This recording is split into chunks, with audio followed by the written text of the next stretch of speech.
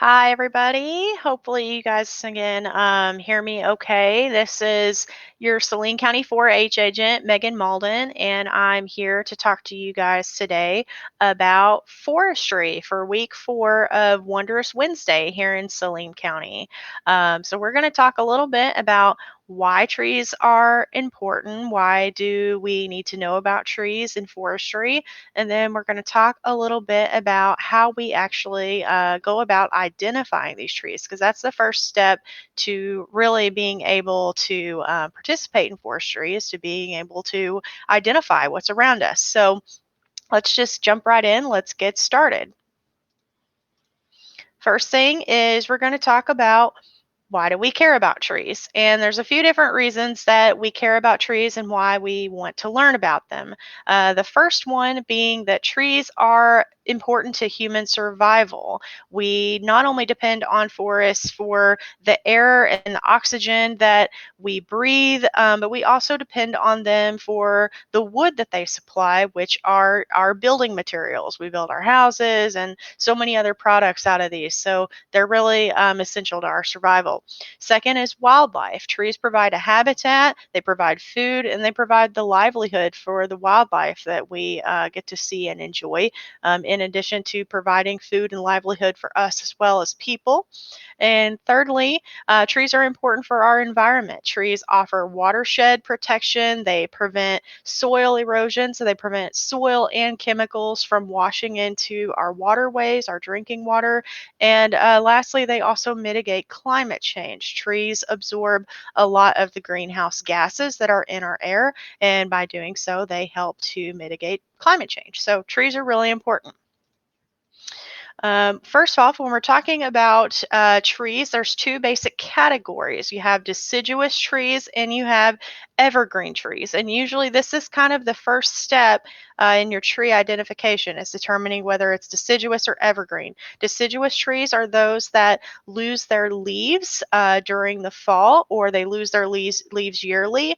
And then evergreen trees are those trees that hold on to their leaves for longer than 1 year. Some examples of evergreens are the pine, the cedar, spruce, and even people don't think about this one that often as being evergreen, but our southern magnolia is also an evergreen because it doesn't lose its leaves within a single year. It holds on to its leaves longer than that. Meanwhile, examples of deciduous trees, those are way more common. You've got, maple, oak, gum, hickory, things like that. So today let's talk a little bit more about how to identify deciduous trees, since that's most of what we have here in Arkansas. And often we identify deciduous trees by their leaves. And one of the first steps that we take when we're examining the leaves is to identify the way that these leaves are arranged or oriented along the stem. So I'll go a little bit more in depth with some of these photos that you see here on the left in a second, in the left, sorry, but let's just talk about them briefly. You got simple and you got compound leaves here at the top. Simple leaf is just one leaf per stem, whereas a compound leaf has multiple leaflets on a long modified stem that's called a rachis. Another way we identify them is whether the leaves are alternate or whether they're opposite from each other. Opposite leaves, the leaves are directly across from each other on the stem, whereas alternates, there's a little bit of a gap depending on how big the stem is. This could be an inch or two that there's a gap between those leaves where they come out, or they could be very, very close together. Sometimes you really have to look at it close to tell. Um, in addition, your compound leaves, they can either be like palmately compound, which means all of the stems come out from a single location, or they can be pinnately compound, which means along that rachis, like up there on the top, that top picture with the compound leaf, you can have the leaflets come out multiple places along that rachis. It can get even more in depth than that. Things can be bipinnately compound, where they have small leaflets that come out of multiple bigger leaflets that come out of a rachis. And an example of that would be like your mimosa trees. So let's look a little bit closer at opposite versus alternate. Most of the trees here in Arkansas are going to be alternate arrangement, and that means that again those stems. You can see here in this picture on the right that the petiole comes off of the stem Hi, Candy. Nice to see you. So those petioles come off of the stem just a little bit away from each other. In this case, it's maybe about half an inch. Hello to you also, Virginia. Nice for you to join us. So most of our trees here in Arkansas are alternate arrangement. This example in this picture is an oak tree, which we have a lot of here in Arkansas. On the left-hand side, we have an opposite arrangement. There's very few of those. But as you can see in the picture, these leaves, the petioles come out right across from each other. And this example in the picture is a buckeye. And these are two sets of leaves that are coming out over here. Next, we can talk about whether a leaf is simple or if it's compound. Simple leaf, again, a good example is an oak. And the way that you can tell whether or not it's a simple leaf or if it is a compound leaf is you look for where the bud is. If you guys can see this picture down in the bottom left, there's a little small section that talks about the bud. And where the bud is on the stem, that's where your leaf starts. So if you've got a bud and then there's one single leaf coming out of that, that's a simple leaf. If you've got a bud and then it's got this long rachis with multiple leaflets coming out, then you know you've got a compound leaf. And an example of a compound leaf, of course, we looked at that buckeye a minute ago, but also hickory is another really common one. So yeah, there's quite a few of those guys. Now, in addition to being a compound, they can have different variations of compound. They can be palmately compound, which is like this buckeye leaf where all of the petioles come out of a single place on the stem. And it almost looks like your hand. You know, if you look at your hand, it's kind of like palm-like. And then the compound leaves, they come out in different sections along that rachis. So they're not all the leaflets are coming out of the exact same spot. Again, bipinnately compound means that you've got multiple compound leaves, and then those compound leaves also have multiple leaflets. So again, an example of that would be like your mimosa tree.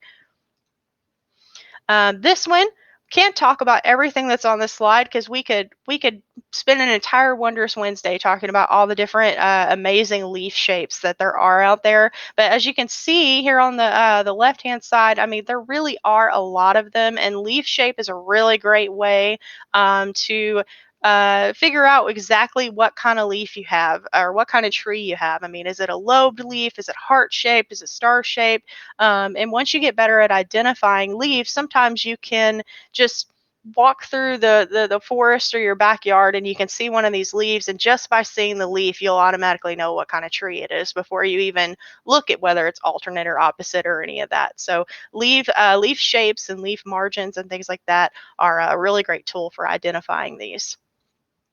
Lastly, there's seeds, and the seeds are also called fruit, or the fruit contains a seed, I should say. And in addition to identifying trees by their leaves, we also use their fruits and their seeds to identify them. And even when these fruits aren't in season, you can look on the ground or at the base of a tree for clues that help with identification. For example, an acorn. You know, you can be walking around and you can see an acorn on the ground, and if it's, you know, there's a whole bunch of acorns below a tree, you have a pretty good idea that you might be standing under some kind of oak. If you see pine cones on the ground, you could be pretty sure you're standing next to a pine tree.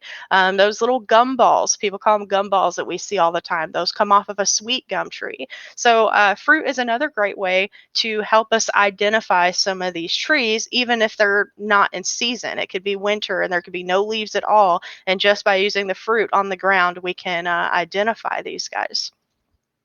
So now that we've talked about how we identify them, you know, there's still a lot of trees out there. And just because we know if something's opposite or alternate, we still may not know what the name of it is. So I've pulled up here, this is a resource on the UAEX website. This is our Arkansas Landscape Tree Identification resource. And on this, I'm just going to go through it really quick and show you how you use something like this to identify a leaf that you've actually found.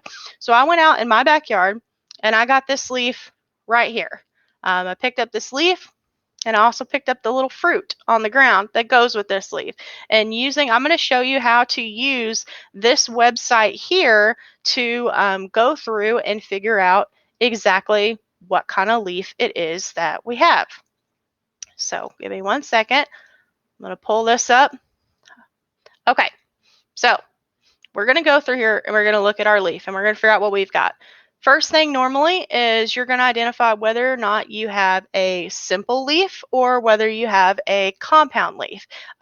This leaf here, the bud is right here where my finger is, and you only have one leaf that's coming out of this bud. So we know that this is a simple leaf. It doesn't have multiple leaflets. So we're going to pick that it's a simple leaf. Next here, is it opposite or is it alternate?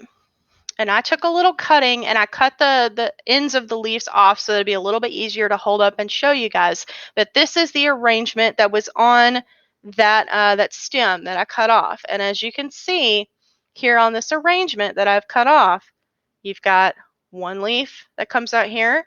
You go down about another inch. There's your second leaf. You go down another. There's your third. So this is clearly an alternate arrangement. The leaves are coming out in an alternate pattern. So we're going to select alternate.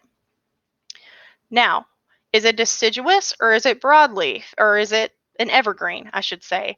I know that this tree is deciduous because it's in my backyard and every fall this thing loses its leaves and I have to go out there and rake them up. So I know it's deciduous because it loses its leaves in the fall. Next, what kind of fruit does it have? Does it have fleshy fruit like a persimmon or a fig, or does it have a hard, dry fruit? I picked up this acorn out there on the ground next to this tree. And as we can see, it is round. It's got a cap on it. It's a very hard seed-like fruit. So we're going to say that it's this picture here on the right. It's a dry fruit. Once again, we've identified that it's a round shape. It's not a flat shape or a capsule. So we're going to pick that it's rounded and oval. We've identified that it has a cap on it. This acorn does, so we'll pick that one there on the left as a fruit with a cap. Next one is whether or not these trees are willow-like, or these leaves are willow-like, or are they lobed and have teeth. Let's take another look at our leaf. It definitely has some pretty obvious lobes here. I wouldn't call it willow-like at all with these lobes. So we will say that it's lobed or has teeth. This one sometimes can be a little bit tricky. Sometimes you have to look really, really closely to see if there's any points on the ends of these leaves. And I've looked at this leaf really close and there's no points whatsoever. They're very perfectly rounded lobes. There's no needle-like leaves or anything on the end. So we're going to say this leaf with ends or lobes that are rounded. It's not serrated, it's just deeply lobed leaves. There's no like little teeth or anything around the edge of it. And here you go. We're at the end of the questions. It's going to point out here, it's got 3 different types of oak that this could possibly be. It says it could be a white oak, a bur oak, or a post oak. And normally it's just going to give you one species, but because some of these oaks are so similar, the search engine's going to spit out 3 different ones here. Well, I'm looking at these pictures, and just looking at these pictures, this white oak and the bur oak both look like they have way more lobes than what mine does. Mine has very big lobes and it has fewer of them. So I think that I have a post oak. And then what you can do to check yourself even further is you can go up to Google. You can type in this scientific name, which is Quercus stellata. And there you go. There's a picture of Quercus stellata, which is a post oak, and this looks just like my oak here. It's got these really big and few number of lobes. These lobes in the middle stick out a little bit further, almost like a T-post, which is a good way to remember post oak. So I can feel pretty confident that a post oak is what I have. So that's how we would go through and we would identify a leaf. It's really easy. There's lots of dichotomous keys out there in addition to that one from Arkansas Extension. So I encourage you to, try those out anytime. They're a really great way to learn and to get more familiar with leaves until you get to the point that you're just walking around outside and you can identify them yourself on site. All right. I'm going to hide my face here really quick so you can see these challenges. This is week four's challenges. You can only pick one of these options, and as long as you do one of them, you will get credit for the challenge, and you'll be entered next week to win a $20 gift card. The 3 challenge options you can choose from this week, you can either make a leaf collection, and that leaf collection just needs to have 3 leaves in it from trees that you collect from here in Arkansas. You can do a forestry talk or demonstration, and some possible topics that you could choose would be how to identify a specific tree, go through the steps of how you identified it. You could talk about how to prune a tree that's in your backyard, or even if you're, not really into trees, forestry is a pretty broad topic, so you can talk about wildlife observation or bird watching. So feel free to pick a topic that interests you and then record a talk or a demo related to forestry, and then send that to me or upload it here on Facebook. And the last one, this one is really great for like clover buds or some of our younger 4-H members. And this is a fruit matching worksheet. And you just go through this worksheet and you're going to match the leaves of each tree to its corresponding fruit. And if you're not sure, then it's perfectly fine to use Google or some other kind of search engine, because that's how we learn. We look it up and we learn, and then we know next time. So those are the 3 challenge options for this week to win a $20 gift card. Let's talk about last week. So we had a lot of kids, a lot of 4-H members I was so proud of here in Saline County that participated last week and sent in their gardening challenges.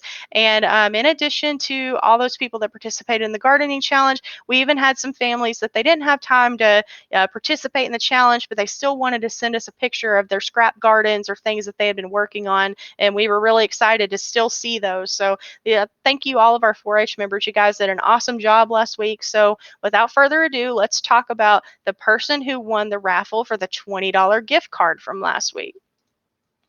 And that week 3 challenge winner was Bethany M., and she's a part of the Perrin Lions Pride.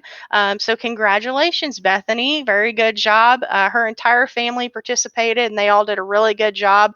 They showed us their scrap garden that they were working on, and they also did the leaf rubbing challenge. So way to go. So that concludes this week's Wondrous Wednesday. Just wanted to remind you guys that we are still here for you. We're still working, still on the job. I'm Megan Maulden, your Saline County 4-H agent, and we have Chris Bolden, who is your Saline County FCS agent and also our staff chair. And then we have Nicole Nichols, who is our Saline County agriculture agent. All of us are here for you. You can call our office or email us anytime, and we're always here to answer your questions. Thank you guys so much for tuning in to Wondrous Wednesday. I was really happy to get to talk about forestry with you guys this week, and I hope that you guys will tune in next week for our next challenge. So have a great week.